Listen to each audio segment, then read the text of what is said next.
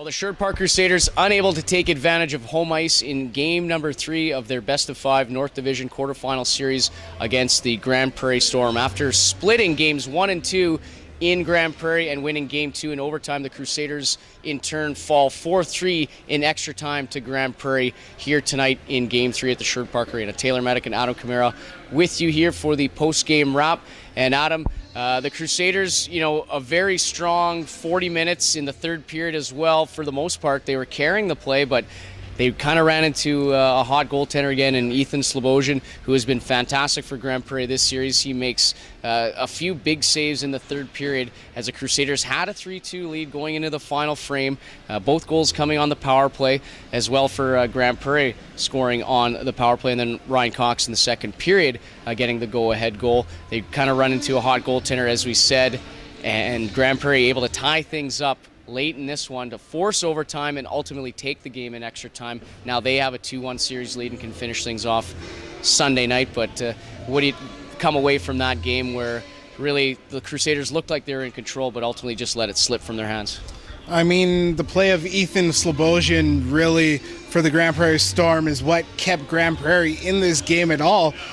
Crusaders had a lot of control. That second period was really all Crusaders in that fashion, and they were able to get that lead in that second period, but just a lapse in defensive play for 40 seconds in their own zone in that third period is what really turned everything around for the Grande Prairie Storm, what got the Crusaders back on their heels, and the Crusaders just could not recover after giving up that tying goal in that third period. And I mean, what happened in that third is basically what happened in overtime. Couldn't get it out of their own zone, turned the puck over. Grande Prairie was able to put it in past Brandon Vogel. Vogel had a solid night tonight, Taylor. I mean, he did his job in net for the Crusaders. The Crusaders defense just kind of let him down off those last 2 goals. But, I mean, it's been almost an even series. I mean, 2 overtime games so far in this series, the best 5.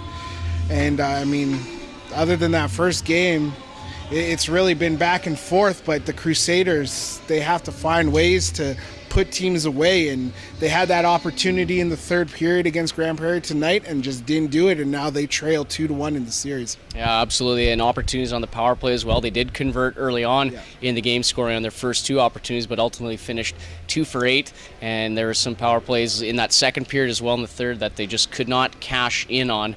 And unfortunately, the Crusaders, like you said, had a team down and just couldn't finish them off and put them away. So we'll be back here tomorrow night for Game 4. This series has the makings of potentially going 5 just because of the back and forth we've seen. And obviously, it's advantage Grande Prairie right now. It's been great goaltending as well. The Crusaders outshoot Grande Prairie in this one 42-27. So Slobosian with a busy night in the crease, making 39 saves. He's had to make 30-plus saves in each game in this series. And Edward Michaud for the Storm, he was really going. 2 goals in this one. He scored in every game of the postseason for Grande Prairie in this series.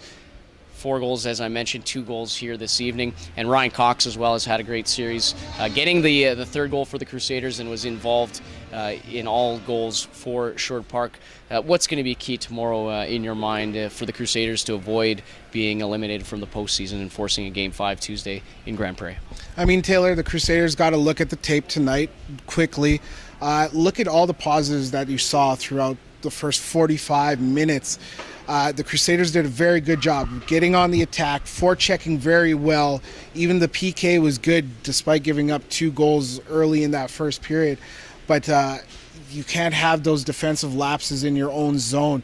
You have to keep it simple. They did that for the most part of the game, but when it came down to the crucial times, the Crusaders just could not get it done and get the puck out of their own zone, and cost them 2 goals, cost them the game here, and now they trail.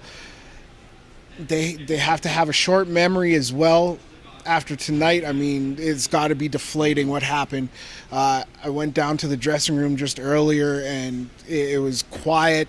The door was closed, and you couldn't even hear anything. So clearly the team is getting spoken to, trying to get back on track, get this series tied up at 2, take it back to Grande Prairie for Wednesday night for the Game 5. But you can't look forward past tomorrow night. You have to come out ready, willing to play 60 minutes, play 65, or as what happened Maybe tonight, that's him, 61 and 50 seconds. The Crusaders just have to continue to get their attack going, because I mean, guys like Ryan Cox and Dylan Stewart put up points on the board.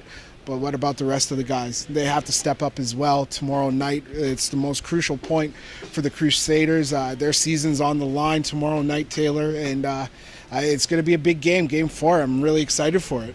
Yeah, it should be a big one here Sunday night at the Sherwood Park Arena. The Crusaders have answered adversity in this series already, rebounding in Game 2 with a victory in overtime, and just let one slip here tonight in game number 3. So they're down 2-1 in the best-of-5 North Division quarterfinal series to the Grande Prairie Storm. Grande Prairie can wrap this series up, punch their ticket to the next round with a win in Game 4 on Sunday night.